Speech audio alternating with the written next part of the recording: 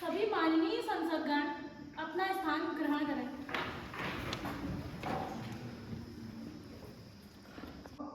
माननीय अध्यक्ष पधार रहे हैं।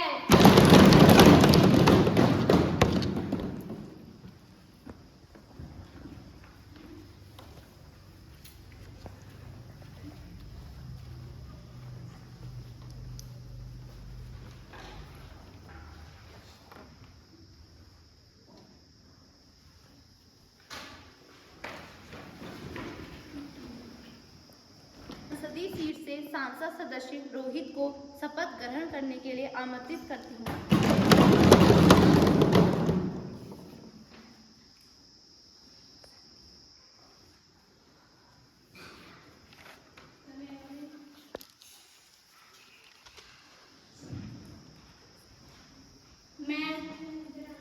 मैं युवा सांसद रोहित ईश्वर की शपथ लेता हूँ कि मैं विधि द्वारा स्थापित भारत के संविधान के प्रति श्रद्धा और विश्वास रखूंगा तथा देश की प्रभुसत्ता तथा एकता को बनाकर रखूंगा।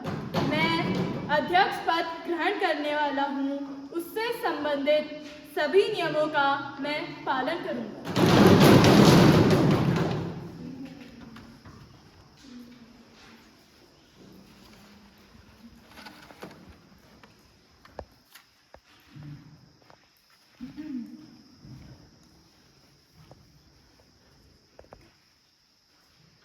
मैं संसदीय सीट से सांसद सदस्य संदीप भैसोड़ा को शपथ ग्रहण करने के लिए आमंत्रित करती हूँ।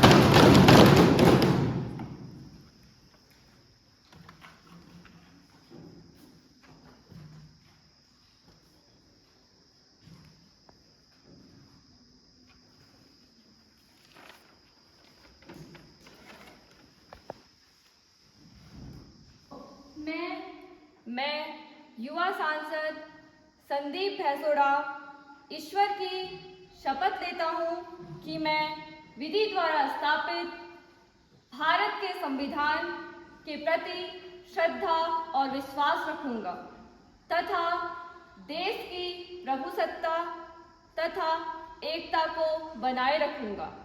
मैं प्रधानमंत्री का पद ग्रहण करने वाला हूँ, उससे संबंधित सभी नियम व कानून का मैं पालन करूंगा।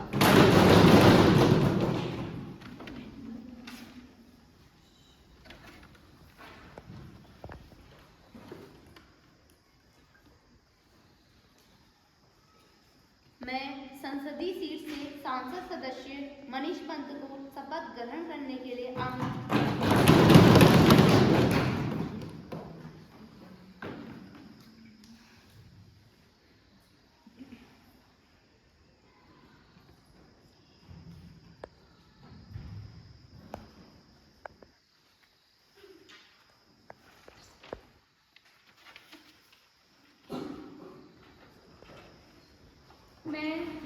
मैं युवा सांसद से मनीष पंत ईश्वर की शपथ लेता हूँ कि मैं विधि द्वारा स्थापित भारत के संविधान के प्रति श्रद्धा और विश्वास रखूंगा तथा देश की प्रभुसत्ता तथा एकता को बनाकर रखूंगा।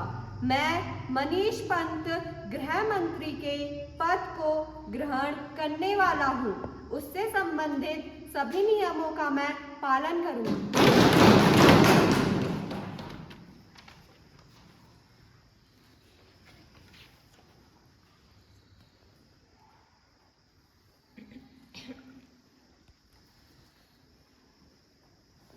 मेरी सीट से सांसद सदस्य सुरेश को शपथ ग्रहण करने के लिए आमंत्रित करती हूँ।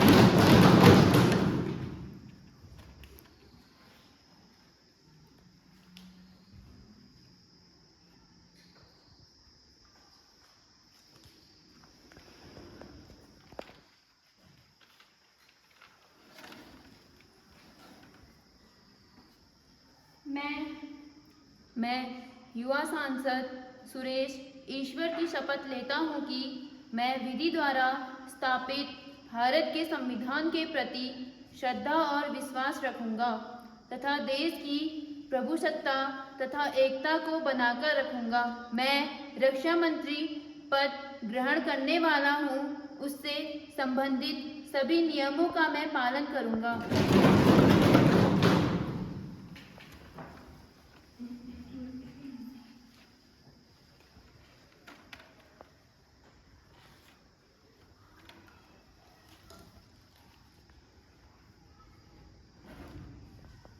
मैं संसदीय सीट से सांसद सदस्य दीक्षा विश्वकर्मा को शपथ ग्रहण करने के लिए आमंत्रित करती हूँ।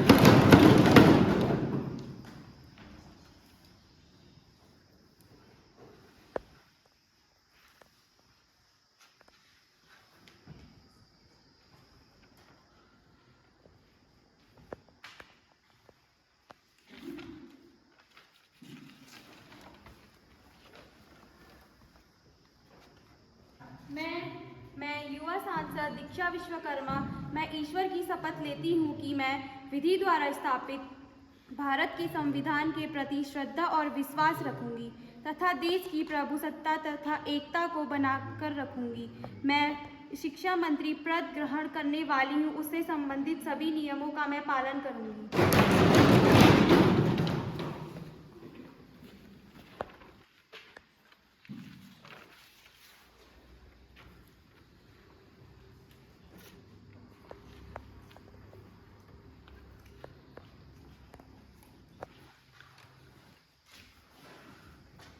मैं संसदीय सीट से सांसद सदस्य मेघा पाठक को शपथ ग्रहण करने के लिए आमंत्रित करती हूँ।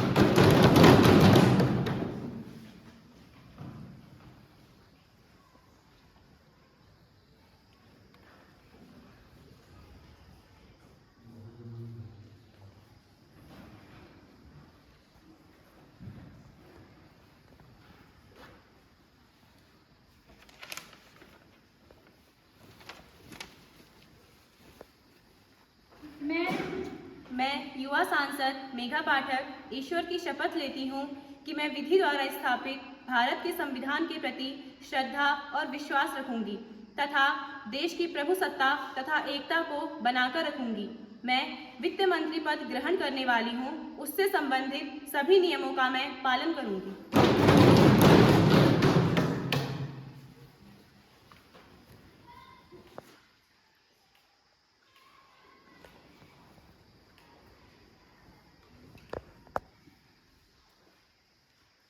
मैं सांसदीय सीट से सांसद सदस्य आयुष बोरा को शपथ ग्रहण करने के लिए आमंत्रित करती हूँ।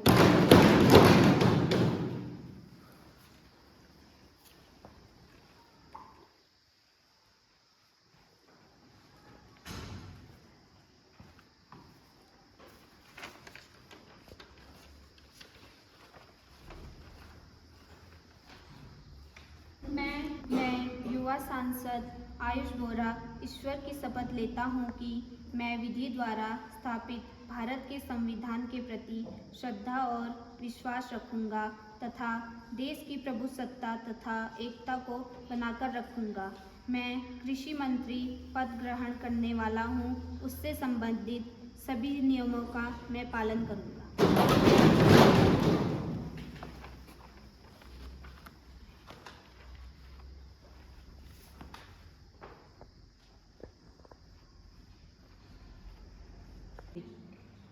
मैं संसदीय सीट से सांसद सदस्य राहुल को शपथ ग्रहण करने के लिए आमंत्रित करती हूँ।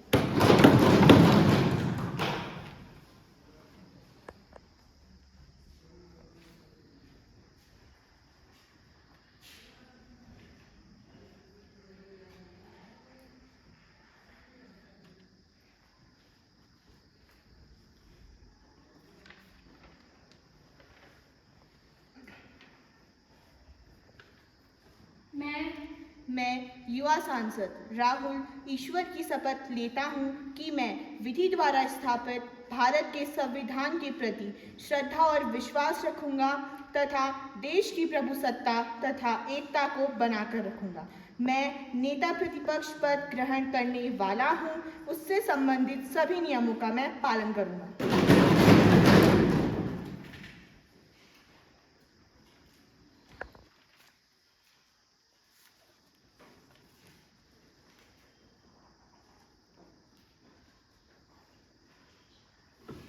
मैं संसदीय सीट से सांसद सदस्य अखिलेश को शपथ ग्रहण करने के लिए आमंत्रित करती हूँ।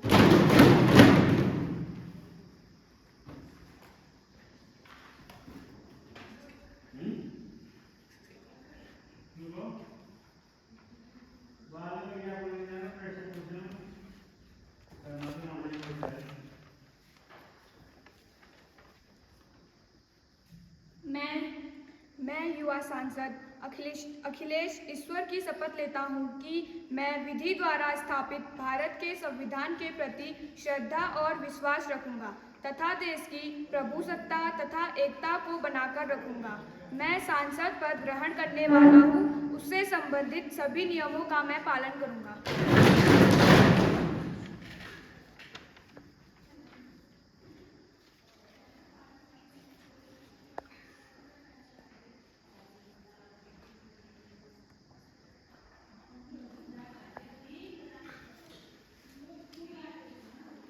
संसदीय सीट से सांसद सदस्य पीयूष को शपथ ग्रहण करने के लिए आमंत्रित करती हूँ।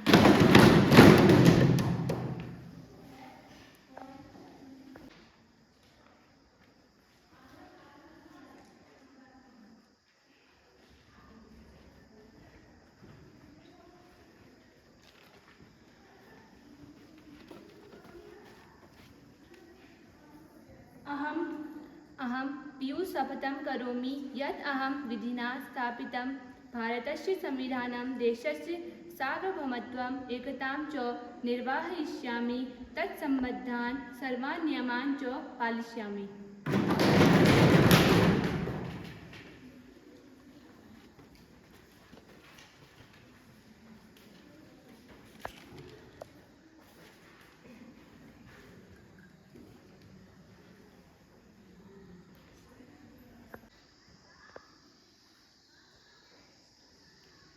भारत का चिंतन कहता है कि सारा देश हमारा है। भारत ने ही दुनिया की हर संस्कृति को अपनाया है। अति पुरातन शाश्वत काल में इस देश की गाथा है। सभी श्रेष्ठ हैं धर्म पर मां सिर्फ भारत माता है। मैं युवा सांसद का प्रधानमंत्री सर्वप्रथम अध्यक्ष महोदय को सादर प्रणाम करता हूँ और उनका हार्दिक अभिनंदन करता हूँ कि उन्होंने मुझे इस लायक समझा कि मैं इस संसद में अपनी कुछ बातें रख सकूँ। सर्वप्रथम इस निर्वाचित मंडली को मेरा प्रणाम। माँ भारती के इन सपूतों को मैं हृदय मन से नमन करता हूँ। मैं इस संसद में उपस्थित निर्वाचित प्रतिनिधियों को हार्दिक बधाई देता हूँ और निर्वाचित प्रतिनिधियों की उज्जवल भविष्य की कामना करता हूँ। आशा करता हूँ कि आप पूरी निष्ठा और ईमानदारी से अपना कार्य करेंगे। जिस देश का सपना हमारे महान विभूतियों ने देखा था, आप और हम मिलकर उसे साकार करेंगे। आज स्वच्छता के पड़ाव पर 10,000 करोड़ रुपए के प्रोजेक्ट शुरू हो रहे हैं। मिशन अमृत के तहत देश के अनेक शहरों में water and sewage treatment plant लागू किए गए हैं। नमामि गंगे से जुड़े काम हो या कचरे से बायोगैस उत्पन्न करने के लिए गोवर्धन प्लांट हो, स्वच्छ भारत की नई ऊंचाई पर ये नीतियां हमें ले जाएंगी। स्वच्छ भारत मिशन जितना सफल होगा उतना हमारा देश चमकेगा। प्रधानमंत्री किसान योजना नीति के तहत इससे पहले छोटे किसानों को कर्ज लेना पड़ता था, लेकिन अब साल में खेती के समय प्रति किसान 2000 रुपया मिलने से कृषि कार्यों में सहूलियत हुई है। पीएम किसान योजना की 18वीं किस्त 5 अक्टूबर को आ गई है। 4.5 लाख किसानों को 90 करोड़ 8 लाख 10 हजार रुपये पहुंचे हैं। भारत में 80 करोड़ गरीब लोगों को हमारी सरकार मुफ्त में अनाज दे रही है। भारत द्वारा चलाई गई नई शिक्षा नीति के तहत ग्रामीण और शहरी क्षेत्रों में प्रारंभिक से उच्च और व्यावसायिक शिक्षा प्रशिक्षण तक के लिए व्यापक रूपरेखा है। इस नीति के तहत 3 से 18 साल की उम्र तक के बच्चों के लिए स्कूली शिक्षा अनिवार्य की गई है।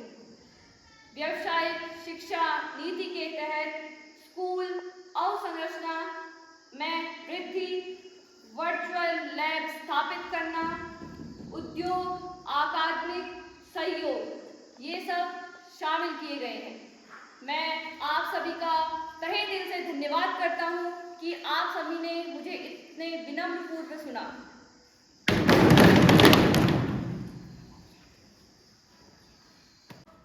अब मैं रक्षा मंत्री जी को संबोधन करने के लिए आमंत्रित करता हूँ। माननीय अध्यक्ष महोदय, मैं आपका धन्यवाद करता हूं कि आपने मुझे संसद में बोलने का मौका दिया है। जब से हमारी सरकार बनी है तब से हमारा देश सुरक्षित है।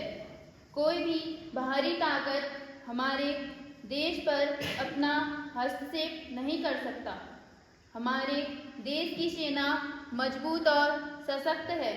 हमारे पास आधुनिक हथियार उपलब्ध हैं और हम एक परमाणु संपन्न राष्ट्र हैं और हमारी सेना आधुनिक हथियारों से लैस है।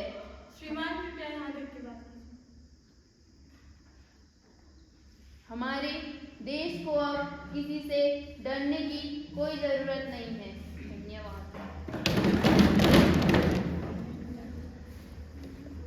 अब मैं शिक्षा मंत्री जी को संबोधन करने के लिए आमंत्रित करता हूँ। माननीय अध्यक्ष महोदय का मैं धन्यवाद करती हूँ कि आपने मुझे बोलने का मौका दिया। नई शिक्षा नीति 2020 भारत की शिक्षा नीति है जिसे भारत सरकार द्वारा 29 जुलाई 2020 को घोषित किया गया। सन 1986 में जारी हुई नई शिक्षा नीति के बाद भारत की शिक्षा नीति में यह पहला नया परिवर्तन है।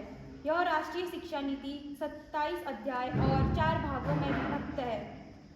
अब 3 से 18 साल की उम्र में बच्चों के स्कूली शिक्षा अनिवार्य है।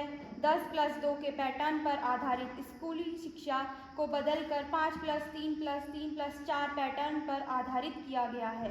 3 से 6 साल के बच्चों के लिए फ्री स्कूलिंग शुरू की गई है। पहली से 5वीं कक्षा तक शिक्षा में मातृभाषा या क्षेत्रीय भाषा को माध्यम के रूप में प्रयोग किया गया है। नई शिक्षा नीति के तहत शिक्षा क्षेत्र पर सकल घरेलू उत्पाद के 6% हिस्से के सार्वजनिक व्यय का लक्ष्य रखा गया है। भारत में लगभग 1.5 मिलियन स्कूल हैं जिनमें 260 मिलियन छात्र नामांकित हैं। इसके अलावा देश में 751 विश्वविद्यालय हैं। इसके अंतर्गत लगभग 35,540 कॉलेज हैं। इसलिए यह आसानी से नहीं कहा जा सकता कि शिक्षा का सबसे बड़ा और सबसे उन्नत ढांचा भारत ने मौजूद किया है।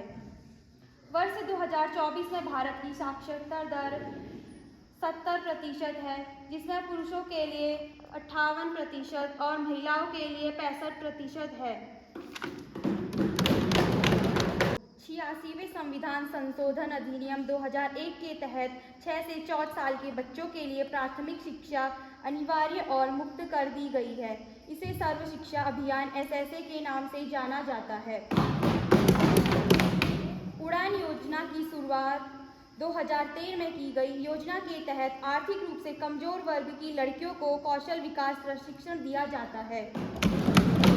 मैं कृषि मंत्री जी को अपना संबोधन करने के लिए आमंत्रित करता हूँ।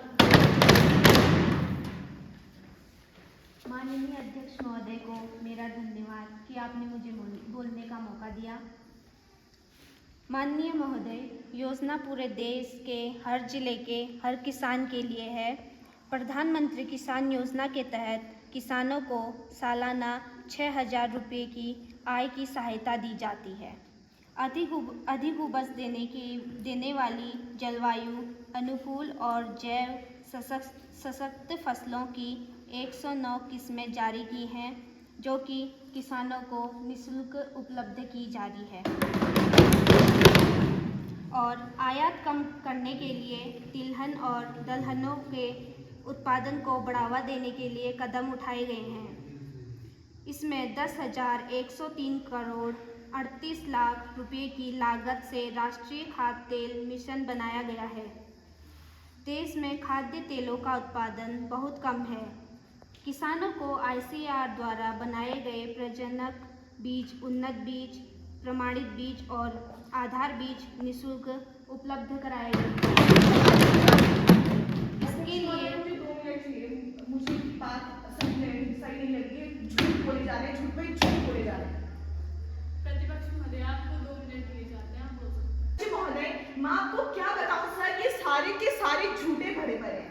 ये बात करते हैं कृषि योजनाओं की, बात कर रही हैं फ्री में बीज दिए जा रहे हैं। कहाँ दिए जा रहे हैं, जरा मुझे दिखाएं, कहाँ दिए जा रहे हैं। आप डेटा देख सकते हैं। डेटा में है, कागज में है। जब हम प्रैक्टिकली किसी चीज को देखते हैं, वहां पर कुछ नहीं है, बस बातें कागज में है। कागज पे अभी मैं लिख कर देता हूँ, कागज पे अभी मैं लिख कर देता हूँ कि मैंने 100 गरीबों को एक घर दान किए हैं। क्या आप मान लोगे?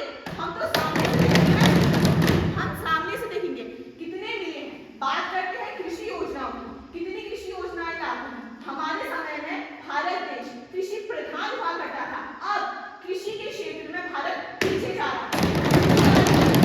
ये लोग मुफ्त बीज बांट रहे हैं, शायद इसीलिए जा रहे हैं। ये लोग महिलाओं की सुरक्षा, महिलाओं की बात कर रहे हैं, शिक्षा की बात कर रहे हैं। आजकल आप देख रहे होंगे सुरक्षा की बात करते हैं, हम महिलाओं की रक्षा की बात करते हैं। कितनी रक्षा हो रही है महिलाओं की। हर स्टेट में हर जगह से एक केस हर दिन देखने को मिल जाता है जहां पर महिलाओं के साथ रेप होता है। और ये लोग बात करते हैं देश के बाहरी सुरक्षा की। जब अंदर के लोग सुरक्षित नहीं है तो ये देश को बाहर सुरक्षित करके क्या देंगे? अध्यक्ष महोदया, ये सब इतनी झूठी बातें कर रहे हैं। हम लोग जो इस नफरत की बाजार में मोहब्बत की दुकान खोलने आए हैं, हमारे दिल में सर 2 मिनट सर मैं कुछ कहना चाहती हूँ सर, ये जो हमारे अपोजिशन पार्टी वाले हैं झूठ बोल रहे हैं सर, आप देखते हैं हमारे भारत देश की बात करें, रात को लड़कियां नहीं जाती हैं पढ़ने के लिए, अपने टाइम पे है। महोदय, ये हमारा संसद है, आपको यहाँ पे इसकी गरिमा बनाए रखनी है। आपको यहाँ की गरिमा बनाए रखनी है। उनको अपना पक्ष पूरा करने दीजिए, उसके बाद आपकी बारी आएगी, आप तब अपना पक्ष रखिएगा। कृपया करके बैठ जाइए। सर, मैं आपको बता, ये कह रहे हैं कहाँ लड़कियां सुरक्षित नहीं है। आप मुझे ये बताओ कि कहाँ की लड़कियां सुरक्षित है। आपने देखा होगा कोलकाता का केस, क्या हुआ? हाँ, लड़की डॉक्टर बनने वाली थी, क्या हुआ? वो लड़की सुरक्षित है? हाँ, वो लड़की सुरक्षित थी, तभी तो डॉक्टर बनी ना। डॉक्टर बनने से पहले ही वो सर कहाँ लड़कियां सुरक्षित नहीं है। अब हम सभी लोगों को तो, ये मौमिता का केस ला रहे कोलकाता, अब हम सभी लोगों को तो जेड प्लस की सिक्योरिटी दे नहीं सकते। हमने जितना हो सकता है इनके टाइम से ज़्यादा, जब हम कांग्रेस की बात देखें तो यूपी में लड़कियां 8 बजे के बाद बाहर नहीं निकल सकती थी। ये कह रहे हैं कि अब लड़कियां सुरक्षित नहीं है, और उस टाइम पे सुरक्षित थी। कितनी थी उस टाइम पे लड़कियां सुरक्षित? जाती थी कभी बाहर? सर आप ही देख रहे हैं कि लड़कियां कितना जाती थी उस टाइम पे बाहर। आजकल तो लड़कियां जॉब कर रही है, और ये बात कर रहे हैं कि वाली केस की लड़कियां सुरक्षित नहीं है, और हमने इसके लिए CBI जांच बैठा रखी है। वो उनका परिणाम लाने में टाइम लगेगा। हर चीज़ तो इतनी जल्दी हो नहीं सकती, और कहीं कहीं एक्सेप्शन हर जगह देखने को मिलते हैं। अब हम सब तो 2-2 बॉडीगार्ड देख के तो रख नहीं सकते हैं। और ये इस चीज़ की बात करिए, कहाँ रक्षा नहीं हो रही है लड़कियों की।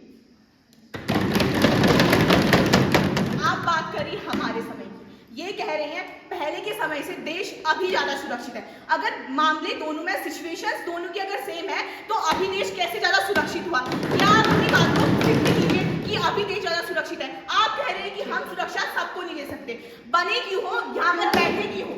जब आप सुरक्षा सबको नहीं दे सकते, आप ही बताइए, हम सभी को दो बॉडीगार्ड देके तो रख नहीं सकते हैं। जितना हो सकता है हमने सब जगह, आप पहले का एक ही यूपी का ही देख लीजिए ना सर, पहले और अब में कितना अंतर आ चुका है। पहले की कंपैरिजन में अभी कितना अंतर आ चुका है वहाँ। पहले आप ही बताइए ना, कितना जाया करती थी, आपने बहुत अंतर ला दिया है। तो सर आपने देखा सुरक्षा में देश का ईमान है। अब बात करते हैं देश की शिक्षा की। कहते हैं कि शिक्षा में महिलाएं इतना आगे बढ़ गई हैं, आजकल के लोगों को फ्री स्कॉलरशिप दी जाती है, फ्री एजुकेशन चल रही है। वो फ्री एजुकेशन कहाँ चल रही है? सिर्फ कागजों में फ्री एजुकेशन चल रही है? क्या वो सिर्फ कागजों के लिए या फिर असलियत में भी फ्री एजुकेशन दी जा रही है? ये सब मैं आपको बताता हूँ, मेरे बगल में अखिलेश यादव जी बैठे हुए हैं यहाँ पर बहुत है, तो मैं आपको बताता हूँ इनके राज्य की बात हमें खुद मुझे बताएंगे। ये खुद बताएंगे कि इनकी राज्य की क्या हालत है। और यहाँ जब संसद में आते हैं तो ये कहते हैं कि हमारा देश शिक्षा के स्तर पे इतना आगे बढ़ गया है। पर अगर हम कुछ भी चीज प्रैक्टिकली देखें, कागज लाएंगे, सब कागज ओके मिलेंगे, पर हम जब सामने से जाकर देखते हैं तो बड़ा दुख होता है महोदय, क्योंकि इनकी कागज में सारी बातें इतनी ओके है कि कोई सवाल ही नहीं उठा सकता। और सामने से देखोगे तो वहां पे तो अलग ही नजारा चल रहा होगा, अलग ही हमारा देश वर्तमान में शिक्षा के क्षेत्र में काफी आगे जा चुका है। कहाँ पर गया आगे?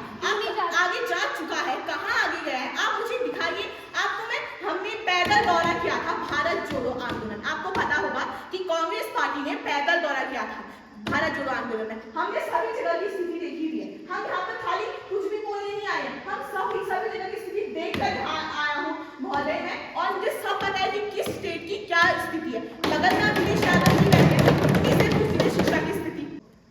सर मैं अपने प्रदेश की बात करता हूँ। मेरे प्रदेश में ना शून्य शिक्षा है, शून्य शिक्षा। आप बता दीजिए आपने कहाँ दी शिक्षा? इतने सालों तक आप ही का तो रास्ता उधर, आपने क्या किया उधर बताइए। महोदया वहाँ अब पहले की बात ना, आप तो कह रहे हो कि हमारे देश में इतना बदलाव आया, शिक्षा की भी सारी आपने नीतियां खोली है, तो उसका बदलाव शून्य है वहाँ। तो आप बोल रहे इतनी नीतियां खोली, कहाँ खोली है? जब उत्तर प्रदेश में उन नीतियों में लागू ही नहीं हुई है उत्तर प्रदेश में, तो आप कैसे इतना बड़ा डेटा यहाँ पर लागू करते हैं? उत्तर प्रदेश में इतनी शिक्षा आगे बढ़ चुकी है, आप मुझे इसका जवाब दीजिए। ये झूठे डेटा आप हमारे सामने ना लाइए, हमने पूरा देश देखा है, उतने साल हमारा रास्ता तब भी देखा और अब भी देख रहे हैं, पूरा देश देख रहे हैं। प्रधानमंत्री किसान निधि की 18वीं किस्त जारी की है, जिससे 9.5 करोड़ किसानों को लाभ होगा और लगभग 20,000 करोड़ रुपए वितरित किए जाएंगे। पिछले 10 वर्षों में खाद्यान्न और बागवानी फसलों का उत्पादन काफ़ी बढ़ा है और इसी प्रकार भविष्य में भारत को विश्व खाद्य टोकरी बनाना है। कैसे बनाओगे आप विश्व खाद्य टोकरी भारत को, जब भारत में युवा पीढ़ी खेती करना ही नहीं चाहती? आप कैसे बना लोगे भारत को? आज सारी जमीन बंजर पड़ी है, जितनी भी जमीन में खेती हुआ करती थी सारी बंजर पड़ी है। कैसे बना लोगे आप भारत को विश्व खाद्य टोकरी? कृषि को बढ़ावा देने के लिए हमने क्या नहीं किया है? हमने विद्यालयों में व्यावसायिक कृषि लागू की है, ताकि जिससे बच्चे कक्षा 9 से व्यावसायिक शिक्षा को पढ़ रहे हैं। अब मैं वित्त मंत्री जी को संबोधन करने के लिए आमंत्रित करता हूँ।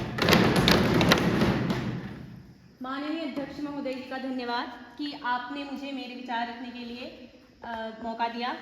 और मैं मेघा पाठक, इस युवा संसद की वित्त मंत्री, आप सभी के सामने इस देश की वित्तीय व्यवस्था प्रकट करना चाहती हूँ।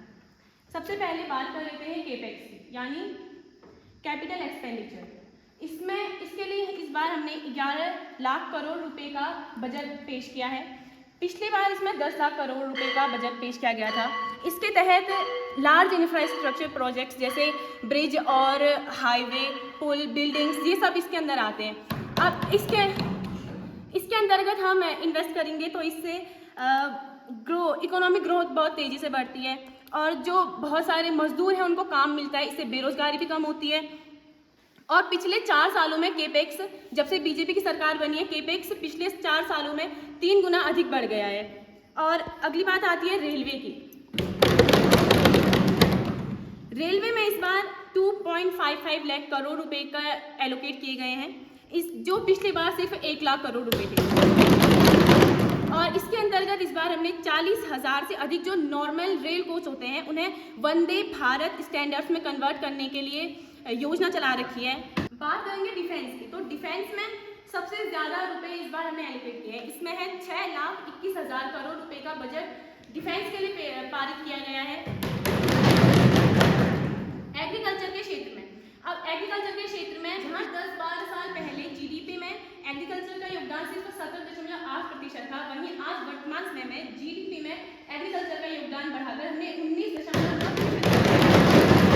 साथ ही हमें इस बार नैनो डीएपी फर्टिलाइजर, जो एक प्रकार का इको फ्रेंडली फर्टिलाइजर है, उसको बढ़ाने के ऊपर भी कदम उठाया है।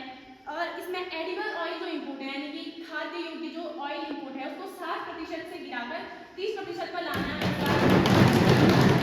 इससे हमारा देश भी आत्मनिर्भर बनेगा, क्योंकि जो तेल होगा वो हमारे खुद के देश में बनाया जाएगा। एजुकेशन के क्षेत्र में इस बार हमने 1.25 लाख करोड़ रुपए एलोकेट किए हैं, और जो पिछले साल सिर्फ 1.16 लाख करोड़ थे। और इस बार पैसा ज़्यादा खर्च किया गया है। और पिछली बार और इस बार रिसर्च एंड इनोवेशन के क्षेत्र में भी 355 लाख करोड़ रुपए एलोकेट किए गए हैं। इससे जैसे अभी ये कह रहे थे कि एजुकेशन के क्षेत्र में आप क्या कर रहे हो, तो इस बार एजुकेशन के क्षेत्र में ज़्यादा रुपए बढ़ाए गए हैं, जिससे प्रैक्टिकली आपके पास क्या प्रूफ है कि हम कागजी बात कर रहे हैं? आपके पास क्या प्रूफ है? मेरे पास जरूर है। आप कागजी बोल रहे हो, तो मेरे पास प्रूफ है कि आप कागज में लिख के लाए। आपके पास क्या प्रूफ है? ये सब प्रैक्टिकली हो रहा है। आपके पास क्या प्रूफ है? क्या आपके पास कुछ क्लू है? क्या आप मुझे अभी दिखा सकते हो जाके कि वहां पर इतने रुपए का अभी काम चल रहा है, जितने रुपए आपने दिए हैं? जब आपने पूरा भारत घूम रखा है, तब नहीं देखा आपने ये सब? नहीं, सारी बातें चल रही थी, ये सब कागजी बात है। जब मैंने पूरा भारत देखा है, मैं बता रहा हूँ, आप कह रहे हो आपने पूरा भारत देखा, तो आपको बताना चाहिए। मुझे पता है कि भारत में ये कुछ लागू नहीं है, तभी मैं आपसे कह रहा हूँ कि ये कुछ लागू नहीं है। और आप कह रहे हैं आपने पूरा भारत घुमा है, आपको बताना चाहिए। आपके पास है वित्त मंत्री का पद, तो ये आपको पता होना चाहिए रुपये कहाँ जा रहे हैं, ना कि मुझे पता होना चाहिए। आप देख लीजिए कहाँ रुपये जा रहे हैं, इसमें लिखा है सब कहाँ रुपये जा रहे हैं। तो ये सब कागजी बातें मायने नहीं रखती है। बात होती है प्रैक्टिकली कहाँ क्या हो रहा है। आप जाके देख सकते हैं। देख क्या है?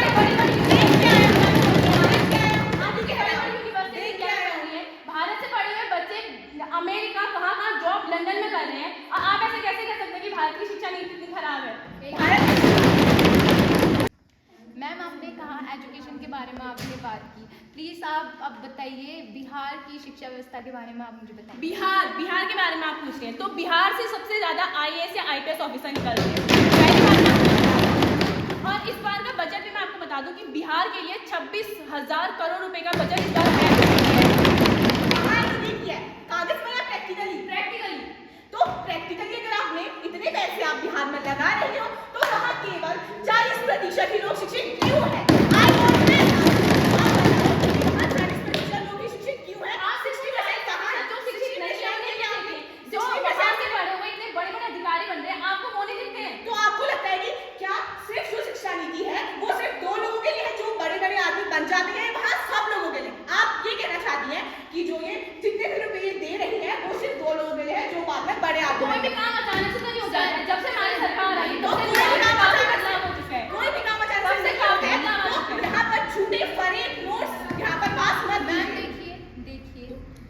बिहार की राजधानी पटना में जो स्कूल है, वहाँ के शिक्षकों को ये भी नहीं पता कि गृह मंत्री का नाम क्या है, परिवहन मंत्री का नाम क्या है और शिक्षा मंत्री का नाम क्या है, तो वो क्या पढ़ाएंगे बच्चों को? तो जब आपकी सरकार थी पिछले 70 सालों तक, तब आपने कुछ नहीं किया। तब अभी हमारी सरकार बने सिर्फ 10 या 12 साल हुए हैं, तो धीरे धीरे तो काम होता है ना। अचानक से तो हम उसको एक विकसित राज्य बना नहीं सकते हैं। जब आपके 70 साल कुछ नहीं कर पाए, तो आने वाले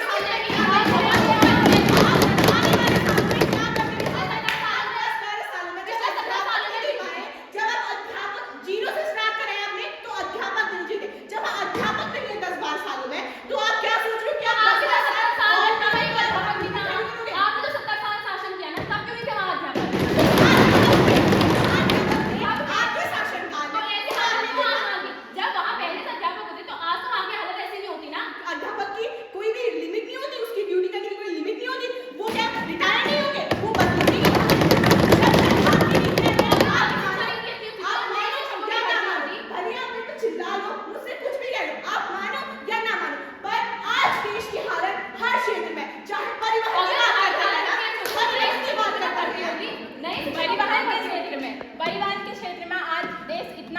सारी जगह सड़कें हमने बनवा चुकी हैं। कहाँ आगे है परिवहन के क्षेत्र में? सारी जगह यहाँ कितने सड़क हादसे हो रहे हैं, यहाँ कितने लोगों की जान चली जा रही है, सड़कें बह जा रही हैं। कहाँ शिक्षा सड़कें हम बनवाना शुरू कर रहे हैं, जीरो से लेके अब नहीं है, अब सड़कें बनना शुरू हो रही है। कहाँ हो रही है?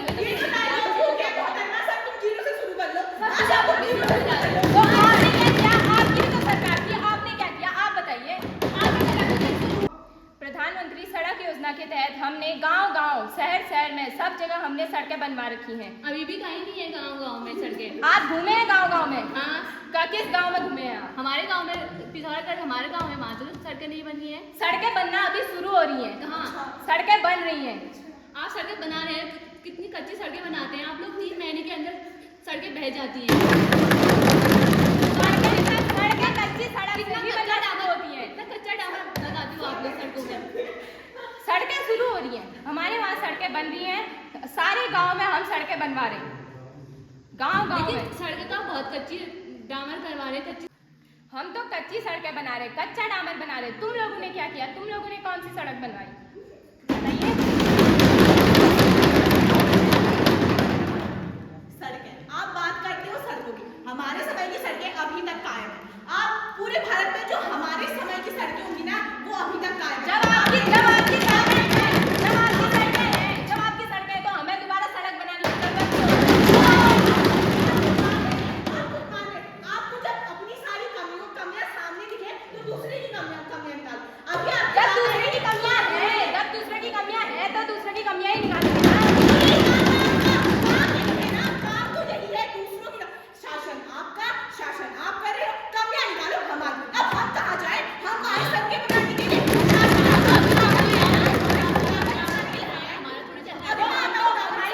चल रही है ना सड़कें बनवाने की, हम तो सड़कें बनवा रहे हैं ना, हमारा तो पूरा बजट जा रहा है सड़कें बनवाने का। तू बजट जा कहाँ है? सड़कें तो बना रहे हो, नहीं बन रहा रही है ना, तो क्यों पेश हो रही है कागजों में ये बातें कि वहाँ इतनी सड़कें बनी है? जब बना रहे हो तो क्यों बन चुकी है ये कागज में दिखा रहे हैं। अब मैं स्वास्थ्य मंत्री जी को संबोधन करने के लिए आमंत्रित करता हूँ। मैं माननीय अध्यक्ष महोदया का धन्यवाद करती हूँ कि उन्होंने मुझे संसद में बोलने का मौका दिया। कहा जाता है कि स्वास्थ्य ही धन है, अर्थात स्वास्थ्य भगवान का दिया हुआ वह अनमूल्य वरदान है।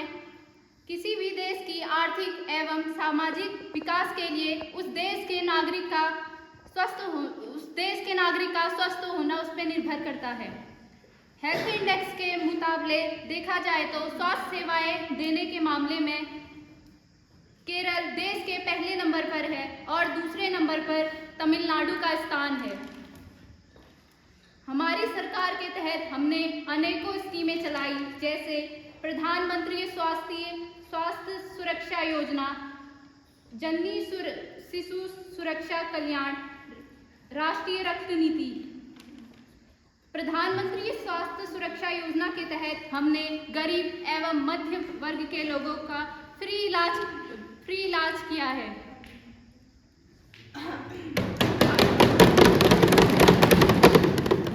हमारी सरकार ने एक स्कीम चलाई, आयुष्मान भारत योजना, जिसे गोल्डन कार्ड के नाम से भी जाना जाता है।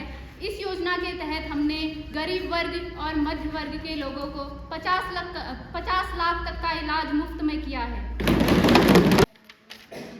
हमारी स्वास्थ्य मंत्री महोदया जी बोल रही हैं, केरल में जहाँ कांग्रेस की सरकार है, केरल में सबसे अच्छी स्वास्थ्य व्यवस्था कैसे है? वही तो बात है ना। आप कह रहे हो कि सबसे अच्छी स्वास्थ्य व्यवस्था केरल में है, तमिलनाडु में। कोई बात नहीं, हाँ केरल में अच्छी है, मैं मानती हूँ। हाँ, तो सरकार आपकी है तो आपको भी देखना चाहिए। है तभी तो हमारी सरकार है, हमने देखी है तभी है। केरल पहले नंबर पे है स्वास्थ्य में। स्वास्थ्य के मामले में केरल पहले नंबर पे है।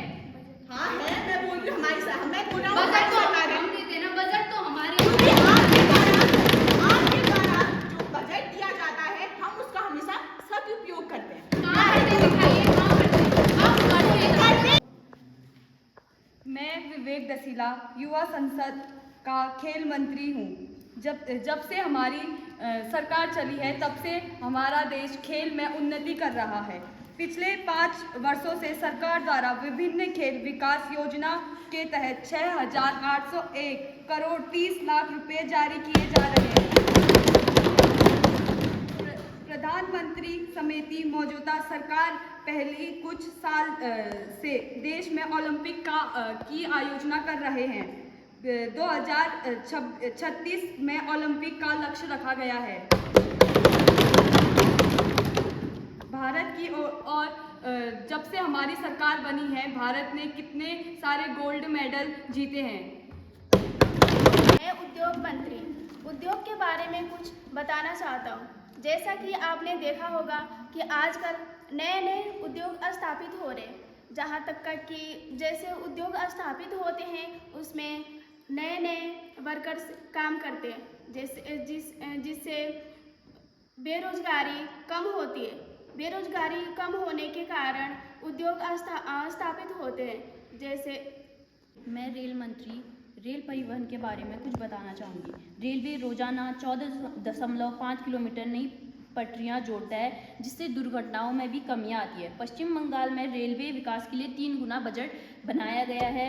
कोलकाता में मेट्रो नेटवर्क का विस्तार हुआ है। राज्य में 61 परियोजनाओं को लंबित किया गया है। पश्चिम बंगाल में रेलवे द्वारा 60 करोड़ का बजट तैयार किया गया है, जिससे कई लोगों को रोजगार भी प्राप्त होता है। अब मैं सदन की कार्यवाही कल तक स्थगित करता हूँ।